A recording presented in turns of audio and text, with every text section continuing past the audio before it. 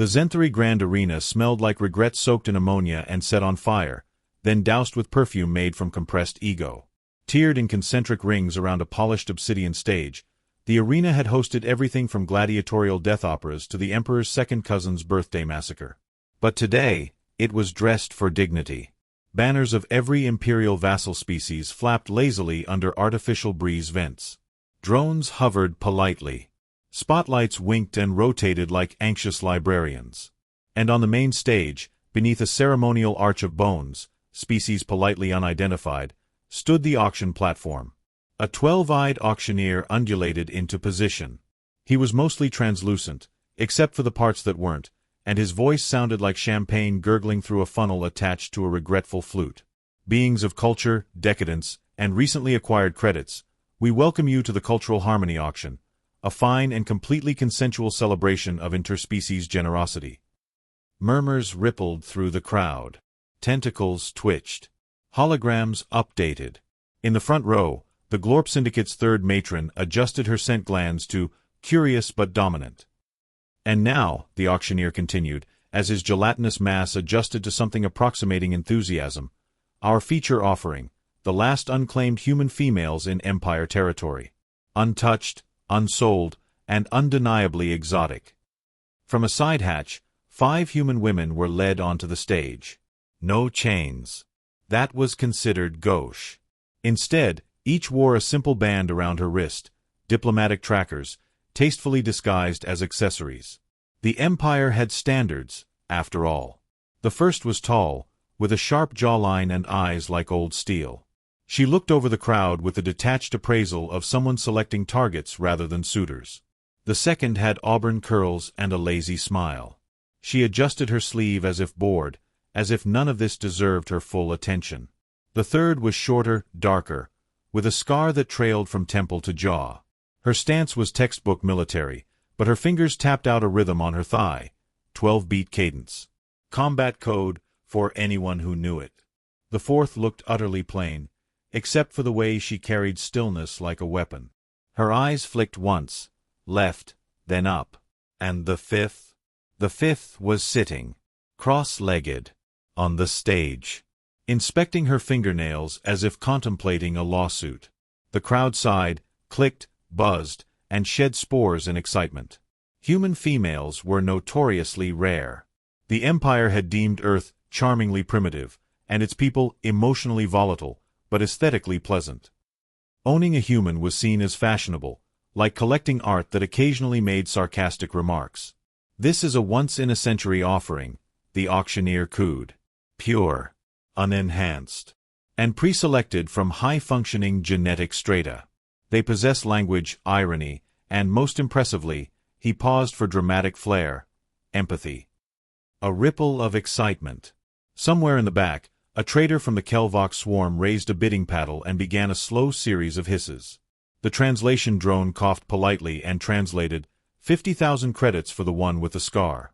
She looks bite-resistant. The bids came faster then. Currency pinged across the arena in cents, light pulses, pheromone bursts, and direct neural injection. The fifth girl yawned. In the press box, a Githari noble leaned toward his aide. Are they trained? They don't need to be.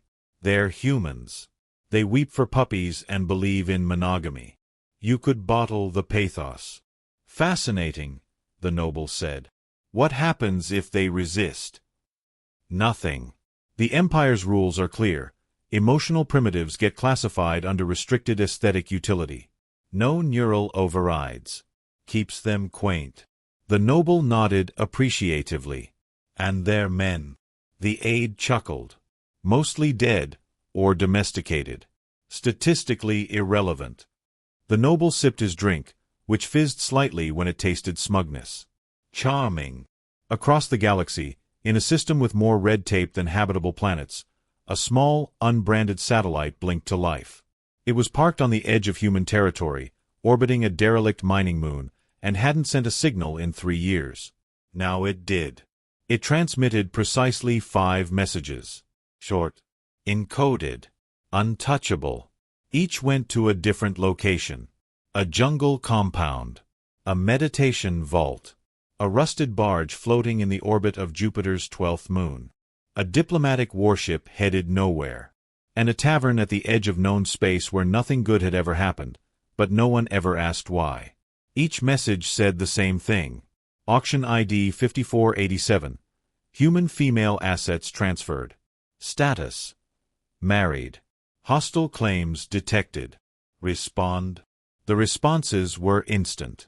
All 5, the same word. En route. Back at the arena, the auctioneer droned on. Let us continue the bidding with the Auburn one. She is said to possess musical aptitude, sarcasm, and a fondness for animals deemed small and squeaky. The auburn-haired woman looked up and said, "Only if they're armed." Laughter. "Oh, how quaint," the announcer said, nearly leaking with glee. "Did you hear that? A joke. Such delightful fire. Don't worry, she'll mellow." She didn't look like she would. Somewhere above, in a quiet orbital relay hub, a military AI marked the auction location, tagged the guests, rewrote the access permissions, then quietly deleted itself, leaving behind only a single line of code. "She is not for sale." In the crowd, a Slarn diplomat gestured at the scarred woman. "I want that one," it burbled. "Her pain smells efficient." Another bidder, something with chitin and 4 mouths, scoffed. "You'd never survive the bonding period. They require affection." "Then I'll simulate it." The auctioneer clapped 2 pseudopods. "Ah, a challenge bid. Very well. Let us initiate the compatibility trials." The crowd roared. Confetti made of photonic dust exploded. One of the women, plain, dark-haired, unreadable, looked to her left. "He's close," she whispered. The auburn-haired one smirked. "You always say that." "No. This time, I can feel him." She tapped her wrist. 3 times. The one with the scar exhaled, slow. "We're on the clock, then." The one sitting finally stood. Stretched. Yawned. "Well," she said, rolling her shoulders, "I guess the party's about to get interesting." The last woman, tall, pale-eyed, tilted her head, scanning the tiers of monstrous suitors, diplomatic grotesqueries, and amused nobles. "They think they're buying us." "They are," said the seated one. "They're wrong," said the first. "They're paying for the last mistake they'll ever make." The auctioneer turned to announce the trial rules. He never got the chance. Because just then, the lights dimmed. Not a flicker. A shutdown. Precision-timed. Communications jammed. One by one, all the ships in the upper docks began going dark. Engines stalled. Security drones collapsed.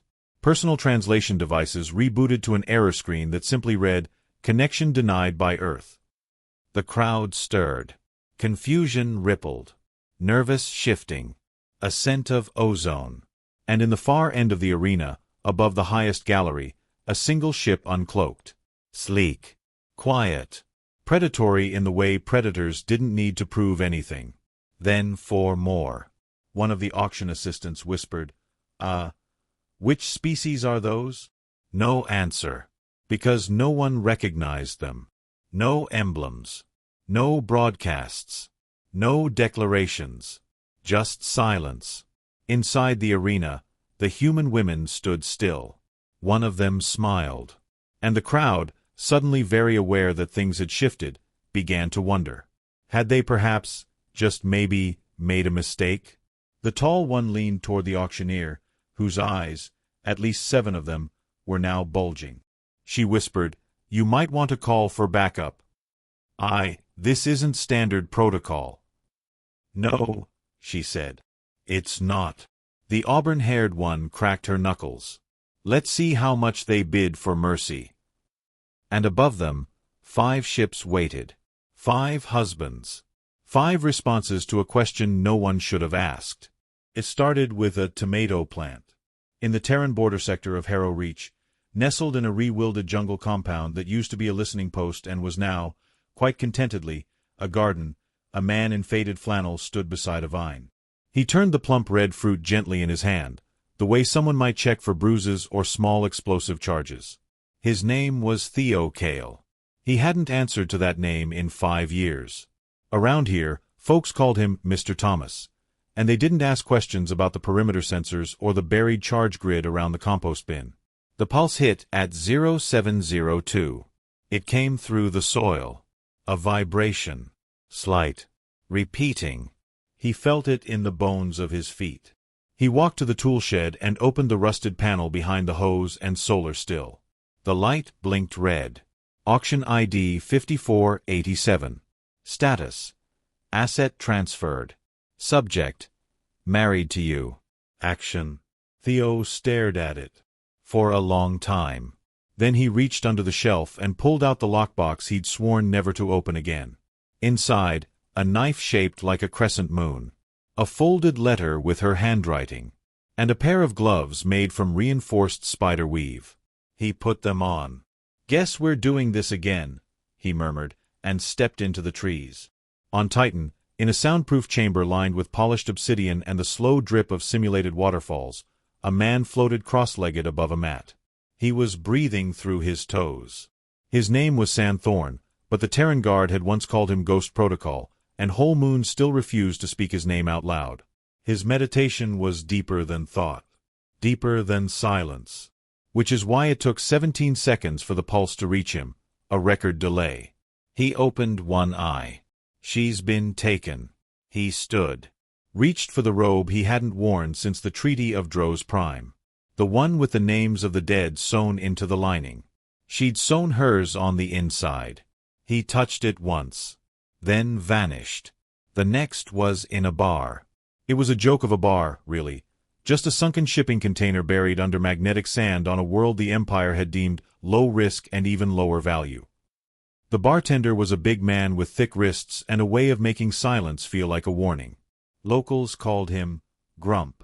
He served drinks stronger than loyalty and listened less than that. The pulse hit the back of his spine like a whisper. He stopped pouring, set the glass down, took off his apron, reached under the bar for a case locked with breath recognition.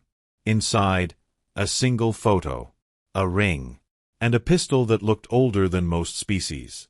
He holstered it. Then he cracked his neck, looked at the stunned patrons, and said, "Bars closed." No one objected. Orbiting the neutral zone of the diplomatic ring, a man sat inside a glass-walled chamber aboard the Terran Vela treaty ship Pacifica. His eyes were closed, but his mind ran simulations across 12 timelines. His designation was Halon 3, a hybrid of man and machine once classified as a strategic engagement oracle. He hadn't been called into combat since the Treaty of Ashen Light. And that was the point. He'd won too well. When the message arrived, it didn't blink or chime. It simply appeared. Companion. Compromised. Response. Requested. Priority. Absolute. His internal logic grid pulsed once. Then cleared. "Terminate stasis protocols," he said aloud. A ship AI stammered. I thought we were in diplomatic hibernation." "We were. What's happened?" "I've been provoked." "But by whom?" His eyes opened. Someone foolish. The fifth man was harder to find. He didn't live in a bunker, or a monastery, or a ghosted shuttle under a false ID. He lived on Earth. In a sleepy riverside town with too much fog and too little history. He ran a bookstore. People liked him. He smiled often. Until the day his watch, an antique thing, mechanical, but housing illegal tech so advanced it could double as a war crime, vibrated softly. He looked at it. The message wasn't written. It was a voice. Her voice. "They think they've taken me." He stood.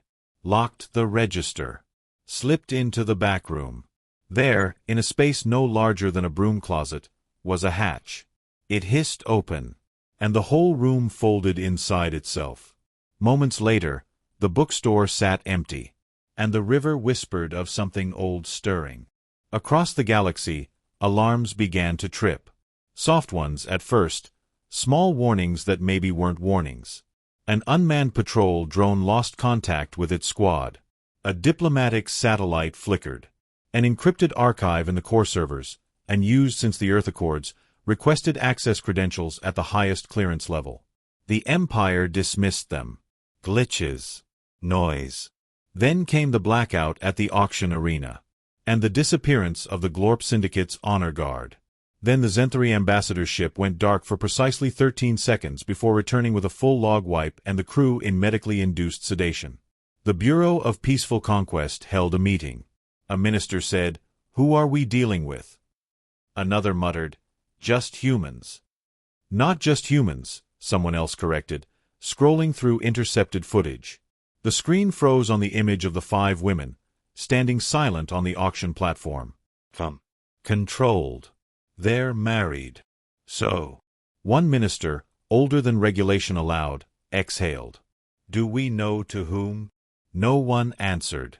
Until a 4th minister read the decrypted headers from the flagged pulse beacon. His face went pale. "Get me the Emperor," he whispered. "What is it?" He looked up.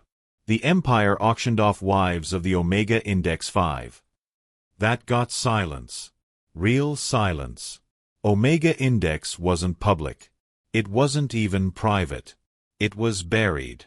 A classification so severe that even speaking of it required a non-disclosure contract with a kill clause. They were weapons. They were fail-safes. They were never supposed to be activated again. They were husbands. And now they were en route. Meanwhile, the 5 men moved toward the same point in space from 5 separate vectors. One in a stealth bomber retrofitted with alien phase tech. One in a diplomatic vessel that no longer cared about diplomacy.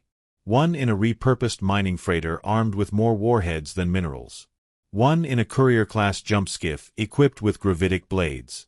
And one, just one, on a vessel that did not show up on any scanners because it was designed not to exist.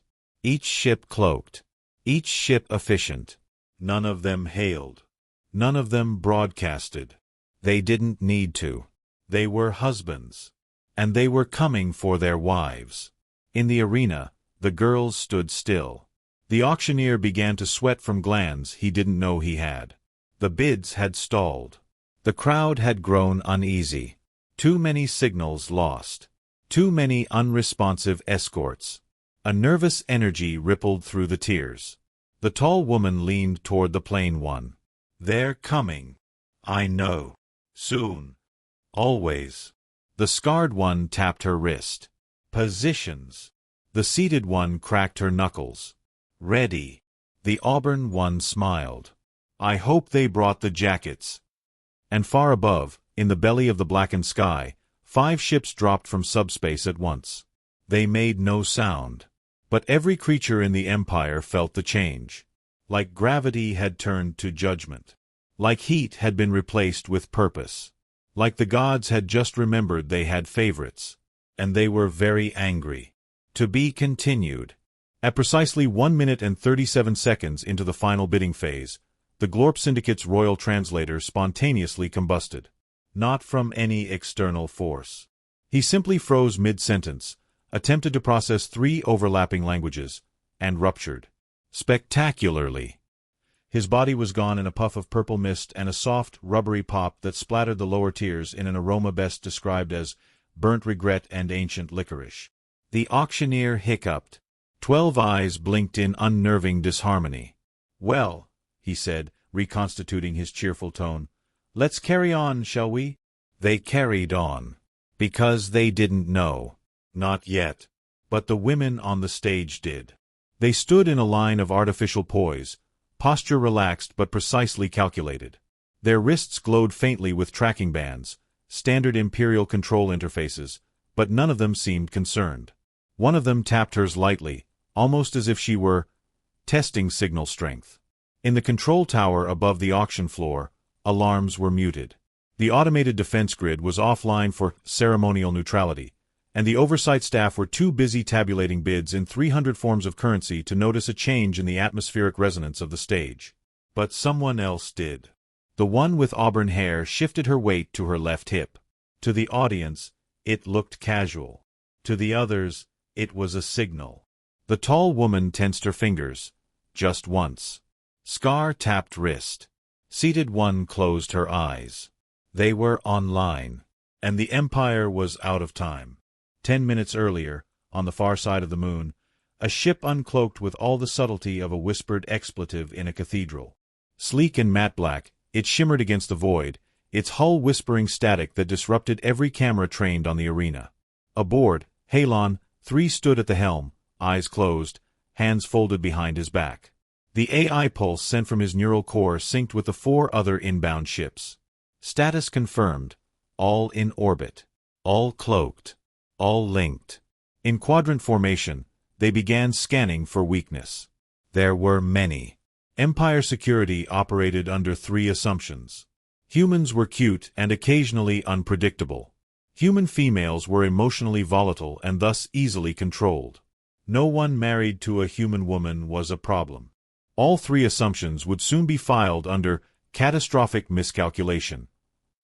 Back on the arena floor, the final bids were in. The auctioneer jiggled with excitement. Sold. Lot 44, known as, oh, it's such an earthy name, Debbie, to the esteemed ambassador of the Foam Tongue Alliance. Debbie, the seated one, stood slowly. The crowd applauded. Glorpsap confetti rained down. Someone began playing what might have been a harp made of plasma-tuned glass intestines. And then the lights went out. Not flickered. Died. Instantly. Across all tiers, across every projection screen and private bidding suite, darkness fell. Not organic darkness. Not power failure darkness. This was deliberate. Clean. Surgical. Like the hand of a vengeful god cupping a planet's mouth. A heartbeat later, emergency glow lamps engaged. The stage remained lit. The rest did not. The 5 women remained visible, no longer on display. Now, center stage. The audience began to shift. Chittering. Shuffling. An ambassador shrieked, accusing the Foam Tongue Alliance of sabotage. The Foam Tongue ambassador, still jubilant, choked on his celebration gills. Up above, in the control tower, a technician screamed, "We've lost all outside comms. No uplink. No off-world broadcasts. Run a system sweep." I did. There's nothing to sweep. We've been overwritten. By what? He didn't answer.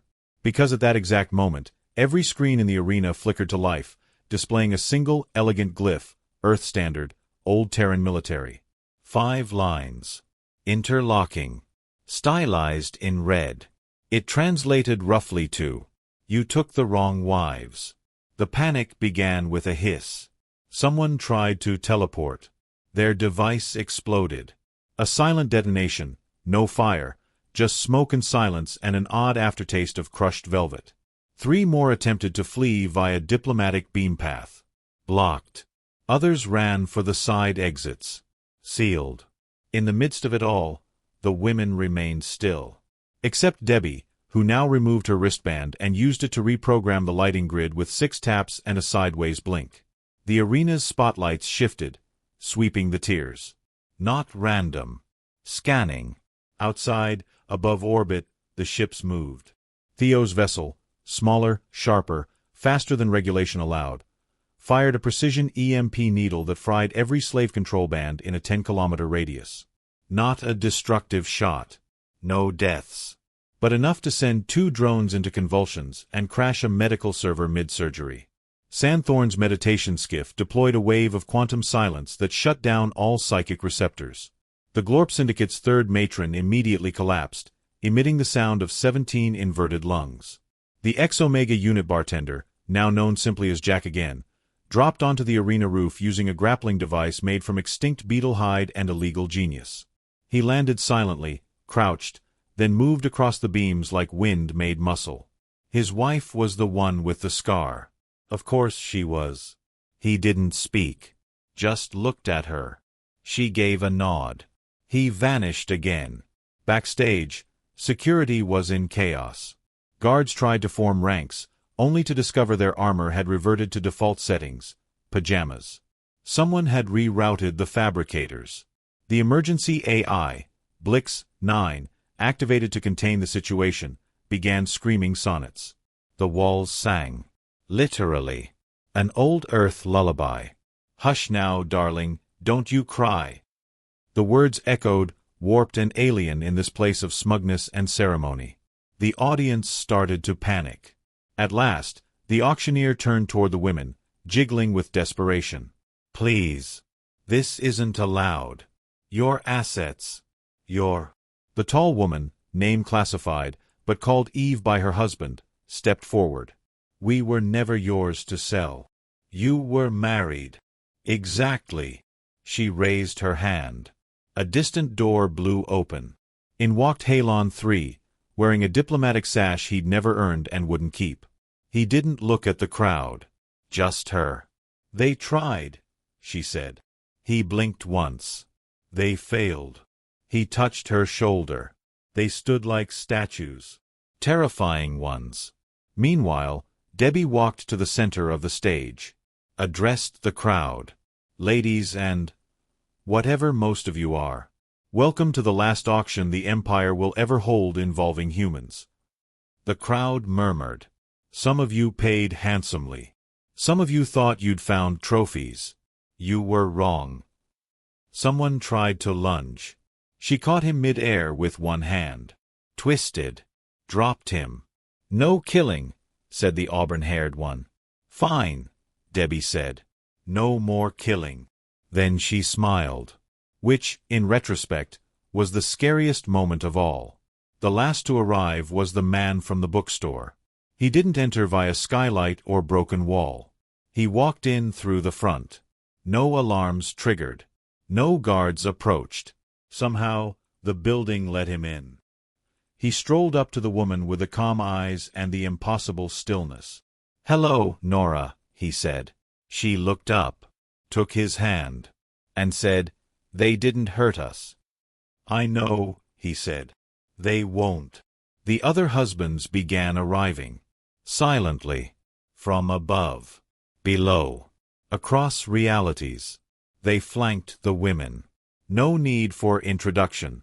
Everyone knew. The auctioneer backed away. I didn't know. You didn't ask, said Eve. Had you known, said the scarred one, would you have done differently? He whimpered. No, he admitted. Debbie stepped forward. That's the problem. In 37 seconds, the arena was pacified. All guests disarmed. No fatalities.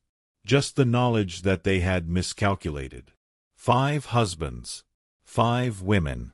One colossal, irreparable political embarrassment. In the upper tiers, the Glorp matron slowly came to. Her assistant whispered, Shall we place a complaint? She looked down. Saw Halon III's gaze sweep the room. She shook her head. Burn the records.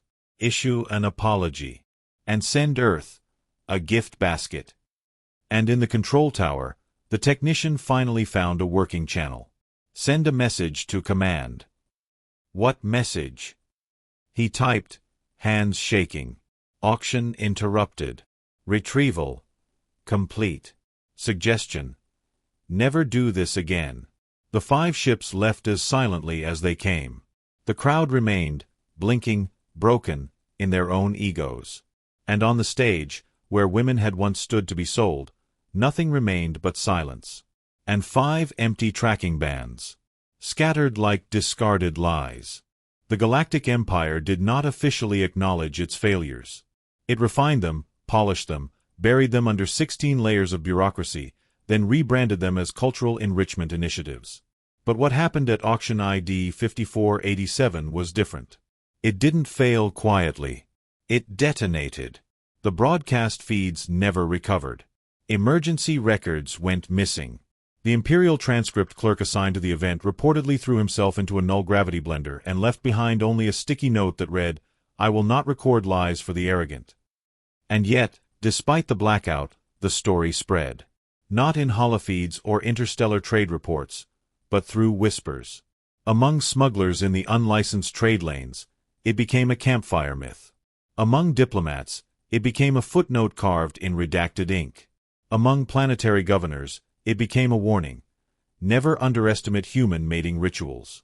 And for those who had been in the arena, who had watched 5 silent lethal men reclaim 5 calm, unbreakable women without firing a single lethal shot, it became religion. Aboard the ship known only as the Quiet Option, Theo sat beside Eve in the command lounge. She had her boots up on the console, cleaning the dirt from her nails with a scalpel. "You still garden?"